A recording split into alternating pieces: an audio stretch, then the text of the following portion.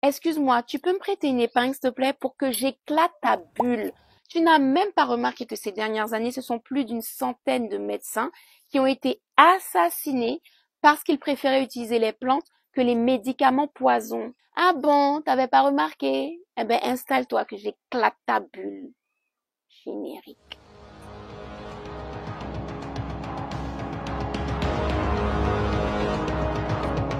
Bienvenue sur Afrique Résurrection, je suis Safiane Joylife, chercheuse en histoire et culture africaine. Le mois d'août est le triste anniversaire de l'assassinat du docteur Sebi. J'en profite donc pour raconter son histoire afin que tout ce qu'il a fait ne tombe pas dans l'oubli. Alors docteur Sebi, c'est le surnom donné par ses patients, mais en réalité il s'appelait Alfredo Bowman. Il est originaire du Honduras et sa grand-mère qui l'a élevé lui a transmis la connaissance des plantes. Il a poussé le savoir-faire de sa grand-mère un peu plus loin en faisant ses propres expériences et en mettant au point certaines procédures pour obtenir des traitements. Et au fur et à mesure des années, ce sont des centaines de patients qu'il a totalement guéris. Ce qui est extraordinaire, c'est que simplement avec des plantes et des aliments, le docteur Sebi était capable de traiter toute une multitude de maladies. Et en plus des problèmes de santé qui n'ont rien à voir les uns avec les autres. C'est-à-dire qu'il était capable de guérir une bronchite, une arthrite, du lupus, de la cécité, une pneumonie, de l'alcoolisme, de la dépression ou encore un cancer.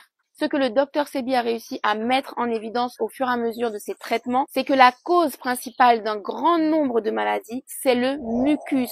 La solution du docteur Sebi était très simple. Il s'agissait d'éviter les aliments qui forment le mucus dans l'organisme, notamment les laits d'animaux, les graisses, le sucre transformé, la friture et bien évidemment la viande rouge. D'un autre côté, il préconisait de consommer des aliments alcalins qui, eux, empêchent la formation de mucus, c'est-à-dire les avocats, les épinards, les figues, les bananes, le tamarin, le sorossi. Je vais pas tout énumérer, mais tu peux retrouver la liste du docteur Sebi très facilement sur Internet. Les soins du docteur Sebi étaient tellement efficaces au Honduras que sa réputation a commencé à traverser les frontières et ce sont des gens de partout dans le monde qui ont commencé à venir se soigner chez lui. Le bouche à oreille a continué et figure-toi que c'est Michael Jackson en personne dans les années 90 qui va convoquer le docteur Sebi tout frais payé aux États-Unis. Encore une fois, ses soins sont efficaces sur Michael Jackson. Donc là, il va se faire connaître auprès de tout Hollywood et c'est John Travolta, Steven Seagal, Eddie Murphy, Erykah Badu et plein d'autres célébrités qu'il va soigner. À partir de là, le docteur Sebi est de plus en plus invité sur des plateaux télé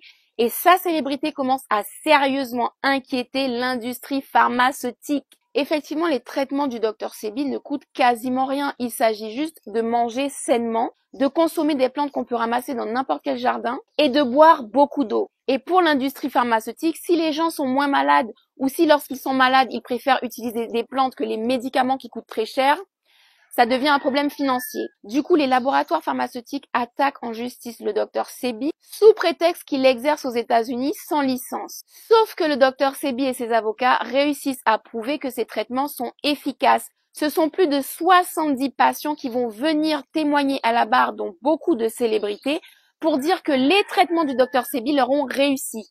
Il continue d'exercer sa médecine par les plantes et de soigner des milliers de personnes à travers le monde.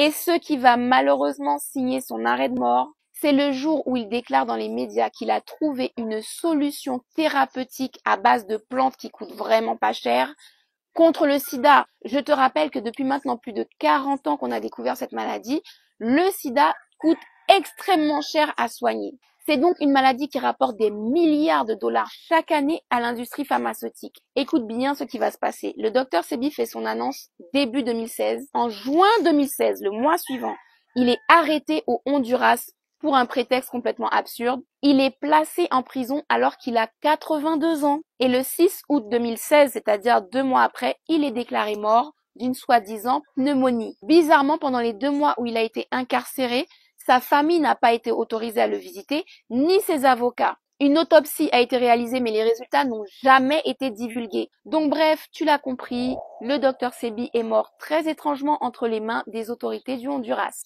Heureusement, les procédures de soins qu'il avait mis en place tout au long de sa vie lui ont survécu et beaucoup de gens utilisent ces méthodes jusqu'à aujourd'hui pour rester en bonne santé ou pour regagner la santé. Sache quand même qu'en août 2016, le docteur Sebi a été le 51e docteur qui pratique uniquement les plantes. à mourir dans d'étranges circonstances en un an seulement. Et à l'heure où je te parle, on est plus autour de 150 médecins qui ont été tués depuis 2015. Empoisonnement, chute d'un immeuble, accident de voiture, noyade, et même meurtre par balle, sous couvert de cambriolage soi-disant, mais absolument rien n'est volé. Bref, c'est une véritable hécatombe des tradis praticiens, c'est-à-dire les médecins qui utilisent les plantes et les méthodes traditionnelles pour soigner leurs patients. Et ces meurtres ont lieu partout dans le monde. Je te recommande d'ailleurs de t'intéresser à l'histoire du docteur Loïc Le Ribot pour constater qu'il ne s'agit pas d'une théorie du complot ni d'une paranoïa. Je m'arrête là aujourd'hui pour te laisser digérer. Je te mets quelques liens sous la vidéo si tu veux approfondir. Et bien sûr, si ce n'est pas encore le cas, je t'invite à t'abonner à Afrique Résurrection sur TikTok, Facebook et Instagram.